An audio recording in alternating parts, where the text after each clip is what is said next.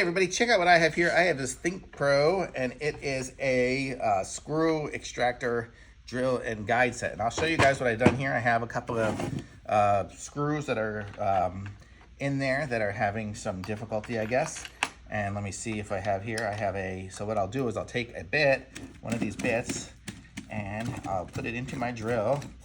So first what I'm gonna do is make a hole for the extractor part, and then I will extract it. So here we go. So we'll just kind of drill it in there. So there, I made a little hole, and then I'll take my my little extractor piece. I don't know if there's a difference between the one side and the other. They look the same to me.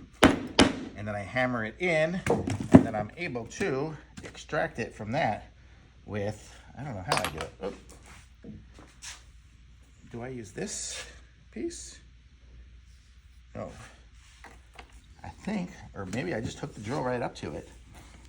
Oh, it wants me to use pliers. So I can use pliers here to extract it. And hopefully it is going to turn wow, it's tight in there, tight. And then as I turn, it'll turn the screw, and I can extract it. So that's kind of the concept of it. So this goes in there. So I've kind of, now that I made it, it's got a special place for it. So I could, if I really want to go, I'm just going to try it with the drill. It's fun here. Let me see if I can open up this drill. See if I can do this here.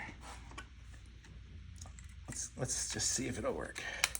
There's that. I will go in there into extraction mode.